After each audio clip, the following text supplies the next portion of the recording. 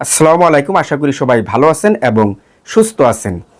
অনেক তরুণ উদ্যোক্তা রয়েছে এলাচির স্টক ব্যবসা শুরু করতে চায়, কিন্তু এলাচির স্টক ব্যবসার প্রপার গাইডলাইনের অভাবে সে এই এলাচির স্টক ব্যবসাটি শুরু করতে পারে না। তো এই ভিডিওতে আমি আপনাদের সাথে এই কমপ্লিট এলাচির স্টক ব্যবসার আইডিয়া শেয়ার করব এবং আমার নিজের অভিজ্ঞতা থেকে। এছাড়াও দেখা গেল যে আমি এই ভিডিওতে মোট 6টি স্টেপ নিয়ে আলোচনা করব। 1, কিভাবে এলাচির স্টক ব্যবসাটা শুরু করবেন। 2, এলাচির স্টক ব্যবসার লস ও ঝুঁকি। 3, এলাচির স্টক ব্যবসার বাস্তব লাভ। এবং 4, এলাচি কিভাবে সংরক্ষণ করবেন। 5, কখন এলাচি ক্রয় করবেন। 6, কখন এলাচি বিক্রি করবেন, মানে স্টক করা এলাচি কখন বিক্রি করবেন। এই 6টি স্টেপ এই সম্পূর্ণ ভিডিওতে আমি আপনাদের সাথে বাস্তবমুখী বোঝানোর চেষ্টা করব এবং আইডিয়া দেওয়ার চেষ্টা করব। কখনোই আমি আপনাদের সাথে চটকদার বা লোভনীয় আইডিয়া দিব না বা কোনো পরামর্শ দেওয়ার চেষ্টা করব না, ঠিক আছে? তো আমি আশা করব যে আপনি যদি এই এলাচির স্টক ব্যবসা শুরু করতে চান তাহলে সম্পূর্ণ ভিডিওটি আপনার উপকারে আসবে। আসুন আমরা কথা না বাড়িয়ে মূল আলোচনার মধ্যে ফিরে আসি। তো দেখুন, আমরা 1 নম্বর স্টেপ দিয়ে শুরু করি যে একজন নতুন উদ্যোক্তা কিভাবে এই এলাচির স্টক ব্যবসাটা শুরু করবে। তো দেখুন, শুরু করার বিষয়টা একেবারেই সহজ, এটা কোনো কঠিন কাজ নয়। কঠিন কাজগুলি হচ্ছে আপনার পরের স্টেপগুলি, ঠিক আছে? তো শুরু করার স্টেপটা হচ্ছে যে আপনি যখন এই এলাচি নিয়ে স্টক ব্যবসাটা করবেন তখন দেখা গেল যে আপনি ডিসাইড করলেন যে আপনি এলাচি ক্রয় করবেন। তো সেক্ষেত্রে দেখা গেল যে আপনার যে পুঁজিটা রয়েছে, এখন অনেকেরই অনেক ধরনের পুঁজি থাকে। কেউ আপনার 10 কেজি এলাচি ক্রয় করে, কেউ 50 কেজি এলাচি ক্রয় করে, যার যার পুঁজি মোতাবেক, তাই না? যার যতটুকু অ্যাবিলিটি রয়েছে পুঁজির দিক থেকে অতটুকু ক্রয় করে। এলাচি ক্রয় করলেন, এটা হচ্ছে আপনার শুরু করার যে প্রথম ধাপ সেটি, ঠিক আছে? তো এখন আমরা 2 নম্বর স্টেপে আসি। 2 নম্বর স্টেপ হচ্ছে যে আপনার এই এলাচির স্টক ব্যবসায় লস এবং ঝুঁকির কারণগুলি কি, তাই না? তো দেখুন, এলাচির স্টক ব্যবসার যে লসের কারণ সেটি হচ্ছে যে প্রথম লসের কারণটি আমি বলি। আপনি যখন একজন নতুন উদ্যোক্তা এলাচির ব্যবসাটা শুরু করবেন তখন আপনি যখন এলাচিটা ক্রয় করবেন সেইখানে যদি আপনি কোনো প্রকার ভুল করেন, যেমন নতুন উদ্যোক্তা ভুল করে কোনটা, যেমন ফার্স্ট টাইম এলাচির স্টক ব্যবসাটা করবে তখন ভুল করে কোনটা, দেখা গেল যে সে একদম অনেক এলাচি ক্রয় করে ফেলে, যেখানে তার 10 কেজি অথবা 20 কেজি অথবা 50 কেজি ক্রয় করার কথা ছিল, বাট তার কাছে অনেক টাকা পুঁজি রয়েছে বিদায়ী সে দেখা গেল যে অনেক এলাচি ক্রয় করে ফেলছে। তো এই অনেক এলাচি ক্রয় করে ফেলার জন্য সে এই এলাচিটা কখন বিক্রি করতে হবে সেই টাইমিংটা বা সেই অভিজ্ঞতাটা তার ভিতরে নেই বা তার জানা নেই। তো যার ফলে এইখানে তার একটি লস হয়ে যাবে, কারণ টাইমিংটা যখন সে বুঝবে না তখন এই এলাচিটা কোন টাইমের মধ্যে বিক্রি করে শেষ করতে হবে এত পরিমাণের এলাচি তার কিন্তু জানা নেই। দেখা গেলো যে হুট করে দাম কমে যাচ্ছে, তখন দেখা গেলো যে তার সম্পূর্ণ যে এলাচির যে মানে পুঁজিটা সেখান থেকে যতটুকু দাম কমবে ততটুকু আপনার লস হয়ে যাবে। তাহলে আমরা এখানে লসের কারণ হিসেবে যেটা 1 নম্বরে বুঝতে পারতেছি সেটি হচ্ছে যে আমরা যখন নতুন ব্যবসাটা শুরু করব এই এলাচির স্টক ব্যবসা, তখন আমাদের অল্প করে ক্রয় করতে হবে। পুঁজি থাক বা না থাক, আমাদের পরীক্ষামূলকভাবে 10 কেজি অথবা 20 কেজি এলাচি নিয়ে শুরু করতে হবে। তবে বেশি পরিমাণের ক্রয় করা যাবে না এবং লসের সম্মুখীন হওয়া যাবে না, ঠিক আছে? 2 নম্বর যে লসের কারণটি সেটি হচ্ছে যে ধরেন আপনি মানে ভেবে নিলেন যে 6 মাস পর গিয়ে এলাচির দাম বেড়ে যাবে। কত বাড়বে? দেখা গেলো যে 2000 টাকা আপনি আশা করলেন বা যেটাই হোক না কেন আপনি বাড়ার আশঙ্কা করতেছেন। এখন দেখা গেল যে আপনার এই আশঙ্কাটা ভুল প্রমাণিত করে আপনার দাম উল্টো কমে গেল। দেখা গেল যে আপনি 2000 টাকা অথবা 4000 টাকা কেজি এলাচি ক্রয় করেছিলেন একটি আশা নিয়ে যে আপনি 6 মাস পরে বিক্রি করবেন, এখান থেকে আপনার একটি প্রফিট আসবে। বাট এখানে দেখা গেলো যে আপনার বাজারের চাহিদা কমে গেছে অথবা আমদানি বেশি হয়ে গেছে, হ্যাঁ, সেক্ষেত্রে দেখা গেলো যে আপনার এলাচির দামটা পড়ে গেছে। তো এলাচির দামটা যখন পড়ে গেল তখন দেখা গেলো যে ওই যে আপনি 4000 টাকা কেজি যে ক্রয় করেছিলেন এখন দেখা গেলো যে 3000 টাকা কেজি হয়ে গেছে অথবা 3500 টাকা কেজি হয়ে গেছে। তাহলে যেই টাকাটা আপনার কিনা রেট থেকে কমে যাবে, যদি 3500 হয় তাহলে আপনার কেজি প্রতি 500 টাকা করে লস, যদি 1000 টাকা হয় তাহলে কেজি প্রতি 1000 টাকা করে লস, ঠিক আছে? তাহলে আমরা ধরে নেই যে বাজার চাহিদার উপরে যদি দাম কমে যায় তাহলে আমাদের লস হওয়ার সম্ভাবনা এখানে রয়েছে। তাহলে এটি একটি লসের কারণ। কোনটি? বাজারের চাহিদার উপরে। 3 নম্বর যে লসের কারণটি সেটি হচ্ছে যে আপনি যে এলাচিটা ক্রয় করলেন সেই এলাচিটা আপনি যদি ঠিকঠাকভাবে যদি সংরক্ষণ করে না রাখতে পারেন। সংরক্ষণ কোনটা? দেখা গেলো যে আপনি যে সতেজ যে এলাচিটা ক্রয় করেছিলেন, যেটার কোয়ালিটি খুব ভালো ছিল যখন আপনি নতুন ক্রয় করেছিলেন, দেখা গেলো যে কোনো কারণে আপনার এখানে সংরক্ষণের গাফলতি ছিল বা আপনি সংরক্ষণ করতে পারেননি। হয়তোবা এলাচির মধ্যে আপনার ঘুন পোকা ধরে গেছে, হয়তোবা এলাচির যে একটি ধাস সেটা চলে গেছে, হয়তোবা এলাচি আপনার ফেটে গেছে, শুকিয়ে গেছে, বিভিন্ন অকারণ হয়ে গেছে, যার ফলে আপনি যেই টাকা দিয়ে ক্রয় করেছিলেন সেই টাকাটা আপনি আর বিক্রি করতে পারতেছেন না। সেখান থেকে আপনার কিছু পরিমাণের লস দিয়ে অর্থাৎ ড্যামারেজ দিয়ে বিক্রি করতে হচ্ছে। তার মানে আমরা যেটা ধরে নিতে পারি যে আমরা যদি সঠিকভাবে সংরক্ষণ করতে না পারি আমাদের এলাচিগুলি, সেক্ষেত্রে এই সংরক্ষণের অভাবে আমাদের কিন্তু লস হয়ে যাবে। তাহলে আমরা কিন্তু টোটাল 3টি লসের কারণ এখানে জানতে পেরেছি। ঠিক আছে, এখন আসি আমরা 3 নাম্বার স্টেপে। সেটি হচ্ছে যে এলাচির স্টক ব্যবসার যে বাস্তবমুখী যে লভ্যাংশটা বা আয়ের যে একটি সম্ভাবনা সেটা একটু বলার চেষ্টা করি।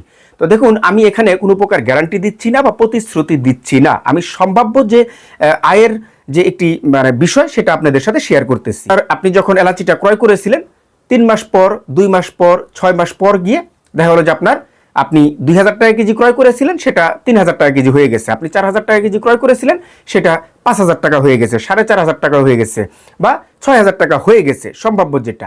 এখন দেখা গেল যে এই হয়ে যাওয়ার কারণটা কি? লসের দিকে যেমন আপনার কারণটা ছিল যে বাজারে চাহিদা কমে গেছে এবং প্রচুর পরিমাণ আমদানি হয়েছে। এখন এখানে হলো কোনটা? যে আপনার আমদানি কমে গেছে এবং বাজারে চাহিদা বেড়ে গেছে। তাহলে আমদানি যখন কমে গেল এবং বাজারে যখন চাহিদা বেড়ে গেল, তখন কিন্তু অটোমেটিকলি আপনার এই প্রোডাক্টের দাম বেড়ে গেল, তাই না? তাহলে বাজারের চাহিদার উপরে এবং আমদানির উপরে যেমনটা আপনার দাম কমে যাচ্ছে, তার পাশাপাশি কিন্তু এই দুটির কারণে আপনার দাম বেড়ে যাচ্ছে। আর সেই ধারাবাহিকতা ধরে আমরা যেটা বুঝতে পারি সেটি হচ্ছে যে এইখানে দাম বেড়েও যেতে পারে। অর্থাৎ আমরা যেটা কেজি প্রতি 1500 টাকা লস ধরেছিলাম, এখানে কিন্তু তার উল্টোটাও হয়ে যেতে পারে। যদি দাম বেড়ে যায় তাহলে 1000 টাকা, 500 টাকা বা 100 টাকা সম্ভাব্য লাভও হতে পারে। এখন আমরা 4 নাম্বার স্টেপে আসি। সেটি হচ্ছে যে আপনার এই এলাচি কিভাবে সংরক্ষণ করবেন। তো সংরক্ষণের বিষয়টা হচ্ছে যে আপনি যখন এলাচিটা ক্রয় করলেন, তখন আপনি যখন এলাচিটা নিয়ে আসলেন মার্কেট থেকে ক্রয় করে, তখন আপনার এই এলাচিগুলি এমনভাবে রাখতে হবে প্রথম স্টেপে, সেটি হচ্ছে যে সেটা যাতে কোনো প্রকার গরম জায়গা অথবা রৌদ্র লাগে, ঠিক আছে, এরকম জায়গায় কিন্তু রাখা যাবে না। এটি হচ্ছে 1 নম্বর কথা। অর্থাৎ যেখানে আপনার আবহাওয়া মোটামুটি ঠান্ডা, এইখানে আপনাকে রাখতে হবে। আবার বেশি ঠান্ডা এরকম জায়গাতেও না, মোটামুটি শ্যামা জায়গা দেখে ঠান্ডা জায়গায় রাখতে হবে। তাহলে এখানে গরম তাপটা লাগতেছে না, ঠিক আছে? তাহলে এলাচির যে একটি সতেজ ভাব সেটা কিন্তু আপনার থাকবে, বজায় থাকবে।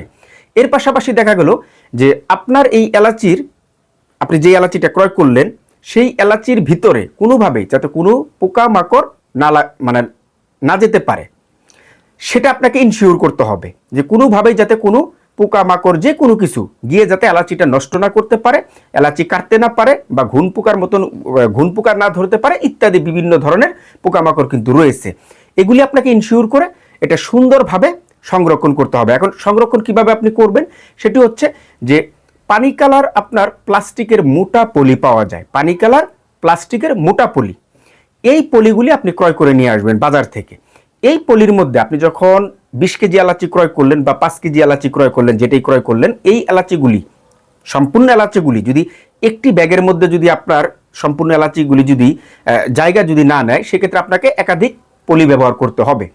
সেই পলির মধ্যে আপনার সেই এলাচিগুলি সুন্দরভাবে ঢুকিয়ে দিবেন। ঢুকিয়ে দেওয়ার পরে ওটা আপনি সুন্দরভাবে প্যাকেট করবেন যাতে কোনোভাবেই পোকামাকড় না ঢুকতে পারে।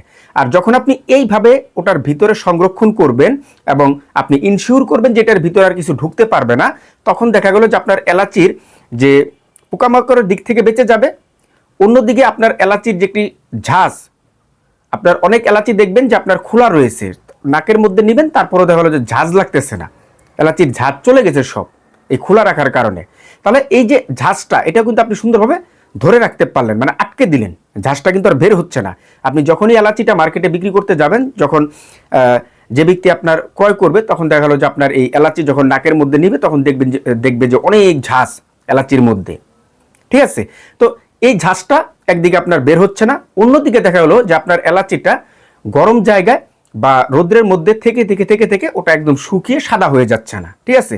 তো এই প্রক্রিয়াতে মূলত আপনার এই এলাচিগুলি সংরক্ষণ করতে হয়। তো আশা করি যে সংরক্ষণের বিষয়টা আপনারা সুন্দরভাবে বুঝতে পেরেছেন। এখন আমরা আসি 5 নাম্বার স্টেপে। তো সেটি হচ্ছে যে এলাচি কখন ক্রয় করবেন, তাই না? তো দেখুন আমাদের দেশে এলাচির একটি সিজন যায়। তো সেই সিজনটা কখন? দেখা গেল যে আপনার নভেম্বর ডিসেম্বর জানুয়ারি ফেব্রুয়ারি, মার্চের শেষের দিকে, অর্থাৎ আপনি মার্চ ধরতে পারেন। তাহলে November December January February March, অর্থাৎ এই 5 মাসই মূলত আপনার 5 মাস ধরা চলে না, শেষের দিকে হয়ে যায় মার্চ মাস, আপনি ফেব্রুয়ারি, অর্থাৎ এই 4 মাসে আপনি ধরতে পারেন। এই 4 মাস আপনার এলাচির একটি সিজন যায়, ঠিক আছে, মানে আপনার এলাচিগুলি আসে বাইরের দেশগুলি থেকে। এখন কথা হচ্ছে যে আমার এই কথাটা অনেকে আবার মানে ধরে ফেলতে পারেন বা বিভ্রান্ত হতে পারেন। সেটি হচ্ছে যে মানে অনেক সময় আপনার এই যে টাইমিংটা আমি বললাম, এই টাইমিংটাতে আপনার এলাচির সিজন লাগে না। কেন লাগে না?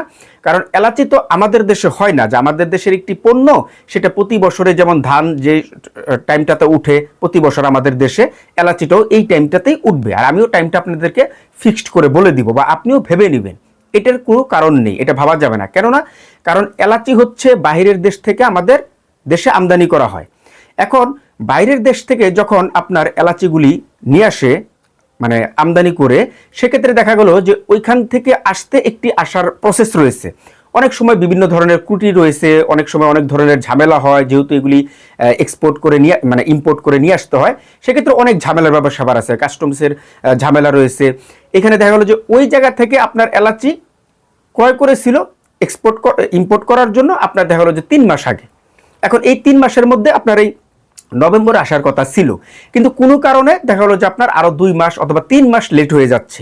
তার মানে আপনার এই 3 মাসে আর সিজন থাকলো না, তার মানে এটার উল্টো হয়ে গেল, অর্থাৎ আরও দেরিতে, যেখানে আপনার নভেম্বর থেকে শুরু হওয়ার কথা ছিল, এখান থেকে আরও 3 মাস সামনের দিকে চলে যাবে। এখন আসবো যে আপনার মানে স্টক করা এলাচি আপনি কখন বিক্রি করবেন। আপনি যখন এলাচিটা ক্রয় করে নিয়ে আসলেন এবং স্টক করলেন, তখন আপনি সর্বদা বাজার মনিটর করবেন। এই বিক্রি করার সময়টা আপনাকে নির্ধারণ করতে হবে। বাজার মনিটর ছাড়া আপনি কিন্তু কখনোই আপনার এলাচি বিক্রি করতে পারবেন না। যেমনটা ক্রয় করার বেলাও আপনার বাজার মনিটর করতে হবে, যে কখন সিজন লাগতেছে, কখন এলাচির দাম কম যাচ্ছে, ওই টাইমটাতে তখন যেমন আপনার মনিটর করতে হবে, বিক্রি করার সময় আপনাকে মনিটর করতে হবে। ধরেন আপনি 3 মাস পর গিয়ে 2 মাস পর গিয়ে দেখলেন যে আপনি 3000 টাকা কেজি এলাচি ক্রয় করেছিলেন, এখন হয়তোবা একটু দাম বেড়েছে, ঠিক আছে, এখন একটু দাম বেড়েছে, কত দেখা গেল যে আপনার 500 টাকা বেড়ে গেছে। এখন আপনাকে ডিসাইড করতে হবে ওই যে আপনার যেটা মানে আমি বলেছিলাম যে কি পরিমাণ ইম্পোর্ট হচ্ছে, এটার উপরে আপনাকে একটু নজরদারি চালাতে হবে। এখন দেখা গেল যে আপনি বাজার ব্যবস্থার উপরে মানে দেখে বা বাজার ব্যবস্থা বুঝে শুনে আপনি ডিসাইড করবেন যে এই যে বর্তমানে আমি যেটা 3000 টাকা কেজি ক্রয় করেছিলাম, এখন বর্তমানে 3500 টাকা, এখন আমি এলাচিটা বিক্রি করে দিব কিনা। এখন আপনার কাছে যদি মনে হয় যে আগামী দিনগুলিতে আপনার দাম বাড়ার আরও আশঙ্কা রয়েছে, কারণ এবছরে আপনার ইম্পোর্ট কম, বাজারে এলাচির সংখ্যা কম এবং চাহিদা বেশি, যদি এরকমটা মনে হয় তাহলে আপনি রেখে দিতে পারেন। আর যদি আপনি দেখা হলো যে বুঝতেছেন যে হয়তো আর দাম বাড়বে না, অথবা প্রচুর এলাচি চলে আসতেছে, এই সেই হ্যানত্যান, বাজারে অনেক আপনার এলাচি রয়েছে, সেক্ষেত্রে দেখা গেলো যে চাহিদা কম, তখন আপনি যেটা দেখতেছেন তখন আপনি ওই প্রফিটেই বা ওই লাভেই আপনি বিক্রি করে দিতে পারেন। এখন আমি কখনোই বলবো না যে আপনি যে 500 টাকা বেড়েছে এখন আপনি রেখে দিন, সামনে আরও বাড়বে। হ্যাঁ, এখন সামনে আরও বাড়ার না বেড়ে দেখা গেলো যে উল্টো আরও দাম কমে গেল, তাই না? অর্থাৎ আপনি যখন বাজার মনিটর করবেন, আপনি যখন এটা পুরাটা পর্যবেক্ষণ করবেন, তখন ওই রিয়েল লাইফে আপনাকেই সিদ্ধান্ত নিতে হবে যে আপনি এখন বিক্রি করবেন নাকি আরও দাম বাড়ার পরে বিক্রি করবেন, ঠিক আছে? তো এটা হচ্ছে আপনার বিক্রি করার একটি প্রসেস। আরেকটি প্রসেস হচ্ছে বা বিক্রি করার সিজন হচ্ছে, সেটি হচ্ছে যে দেখুন আমাদের দেশে কিন্তু আপনার দুটি ঈদ রয়েছে, একটি হচ্ছে আপনার রমজানের ঈদ আর একটি হচ্ছে আপনার বড় ঈদ বা আমরা যেটা বলি যে কুরবানির ঈদ, রমজান যাওয়ার পরপরই আপনার যে আমাদের যে রমজান ঈদ রয়েছে তখন আপনি বিক্রি করতে পারেন। এছাড়াও 2 মাস পর গিয়ে কিন্তু আমাদের যে বড় ঈদ বা কুরবানি ঈদ রয়েছে আপনি তখন বিক্রি করতে পারেন। এই সিজনগুলিতেও আপনি বিক্রি করতে পারেন। আরেকটি কথা হচ্ছে যে অনেকেই আবার কমেন্ট করতে পারেন যে ভাই আমরা এলাচি কোথা থেকে ক্রয় করব, তাই না? তো দেখুন, এলাচি কিন্তু আপনার হোলসেল মার্কেট থেকে ক্রয় করতে হবে, মশলার হোলসেল মার্কেট থেকে। এখন আমাদের বাংলাদেশে মশলার দুটি বৃহত্তম হোলসেল মার্কেট, একটি হচ্ছে চট্টগ্রামের খাতুনগঞ্জ এবং দ্বিতীয়টি হচ্ছে ঢাকার মৌলভীবাজার। এই দুটি জায়গা থেকে আপনারা এলাচি ক্রয় করতে পারেন সিজনে। এবং দেখা গেল যে আপনার জেলাভিত্তিক মশলার হোলসেল মার্কেট রয়েছে, আপনি সেখান থেকেও ক্রয় করতে পারেন। তবে আমি আপনাকে রিকমেন্ড করব, যদি আপনি একটু কম প্রাইসে ক্রয় করতে চান এবং বেশি পরিমাণের যদি ক্রয় করেন, সেক্ষেত্রে এই দুটি জায়গা থেকে ক্রয় করার জন্য, চট্টগ্রামের খাতুনগঞ্জ অথবা ঢাকার মৌলভীবাজার থেকে। এবং আরেকটি প্রশ্ন আপনাদের মধ্য থেকে আসতে পারে যে ভাই আমরা এলাচি বিক্রি করব কোথায়? দেখুন, আপনি যেই হোলসেল মার্কেট থেকে ক্রয় করতেছেন, সেটা খাতুনগঞ্জ হতে পারে, মৌলভীবাজার হতে পারে, আপনি সেই সমস্ত হোলসেল মার্কেটেই কিন্তু আপনার এই এলাচিগুলি আপনি বিক্রি করতে পারবেন। এবং দেখা গেলো যে আপনার যে জেলাভিত্তিক যে মশলার হোলসেল মার্কেটগুলি রয়েছে সেখানেও আপনি বিক্রি করতে পারবেন। আপনার মালের পরিমাণ যদি কম হয়, যে দেখা গেলো যে 10 কেজি, 20 কেজি, 30 কেজি এরকম যদি হয়, সেক্ষেত্রে আপনার হোলসেল মার্কেটে যেতেই হবে না। আপনার থানা পর্যায়ে বা আপনার যদি শহরে হয়, থানা পর্যায়ে, যদি গ্রামে হয় ইউনিয়ন পর্যায়ে বা গ্রামের থানা পর্যায়ে, এই যে আপনার যে ছোট ছোট যে বাজারগুলি রয়েছে সেখানে কিন্তু প্রচুর পরিমাণ মুদি দোকান রয়েছে। একটি বাজারের মধ্যে 10টা, 15টা, 20টা বা আরও বেশি মুদি দোকান থাকে, তাই না? তো আপনার থানা পর্যায় থেকে শুরু করে বা গ্রাম থেকে শুরু করে আপনি এই আপনার যে মুদি দোকানগুলি রয়েছে, এই মুদি দোকানে যারা মশলা বিক্রি করে এদের কাছে আপনি 1 কেজি করে এলাচি যদি বিক্রি করেন, আপনার 30টা দোকানে 30 কেজি এলাচি শেষ। আমি ধরি আধা কেজি করে বিক্রি করলেন, তারপরে 60টা দোকানে আপনি শুধুমাত্র তাদেরকে জানিয়েই 60টা দোকানে 30 কেজি এলাচি কিন্তু আপনি বিক্রি করে দিতে পারলেন। তার মানে আপনি যদি এলাচির সংখ্যা অল্প হয় এইভাবে বিক্রি করতে পারেন দোকানে দোকানে, বাজারের মধ্যে। আবার দেখা গেলো যদি বেশি হয় তাহলে সেই সমস্ত হোলসেল মার্কেটেও ঢাকায় এসেও বিক্রি করতে পারেন। আবার দেখা গেলো যে আপনার জেলাভিত্তিক মশলার হোলসেল মার্কেটে বিক্রি করতে পারেন। অর্থাৎ সমগ্র বাংলাদেশে মশলার হোলসেল মার্কেট রয়েছে, জেলাভিত্তিক আপনি সেই সমস্ত জায়গায় বিক্রি করতে পারেন গিয়ে নক দিয়ে আলোচনা করে। তো আমি আজকের এই ভিডিওতে আমার নিজের অভিজ্ঞতা থেকে এবং বাস্তবমুখী আপনাদের এই এলাচির স্টক ব্যবসার লস, লাভ, সংরক্ষণ, কখন ক্রয় করবেন, কখন বিক্রি করবেন, A to Z বোঝানোর চেষ্টা করেছি। কিন্তু আমি আপনাদের লসও দেখিয়েছি, লাভও দেখিয়েছি, সব কিছুই দেখিয়েছি, কিন্তু বাস্তবমুখী। আমি কিন্তু কখনোই আপনাদের চটকদার বা লোভনীয় কোনো আশ্বাস দেইনি। কারণ আমি মনে করি যে আমার প্রতিটা দর্শক আমার কাছ থেকে অরিজিনাল বা রিয়েল ইনফরমেশন নিয়ে ব্যবসার যাত্রা শুরু করুক, যেই ব্যবসা থেকে সে সফলতা অর্জন করতে পারবে, লসের সম্মুখীন যাতে না হয়, ঠিক আছে? এবং প্রতিটা ব্যবসা আমার কথায় শুনে নয় বা আমার ভিডিও দেখে নয়, আপনার নিজের সিদ্ধান্তে প্রত্যেকটা ব্যবসার সিদ্ধান্ত নেবেন, অর্থাৎ আপনি যে ব্যবসাটি শুরু করতে চাচ্ছেন। তো আজকের এই ভিডিও থেকে আপনারা যদি উপকৃত হন তাহলে আবার আজকের এই ভিডিওতে একটি লাইক দিয়ে দিবেন। তার পাশাপাশি এই এলাচির স্টক ব্যবসা সম্পর্কে যদি আপনার কোনো কিছু জানার থাকে বা যদি কোনো মতামত থাকে বা আপনার যদি কোনো হেল্পের প্রয়োজন হয়, সেক্ষেত্রে আমার এই ভিডিওর কমেন্ট বক্সে আপনি কমেন্ট করতে পারেন। আমি দ্রুততার সাথে আপনাকে হেল্প করার চেষ্টা করব। তাহলে আজকের মতন বিদায়। সবাই ভালো থাকবেন, সুস্থ থাকবেন। আল্লাহ হাফেজ।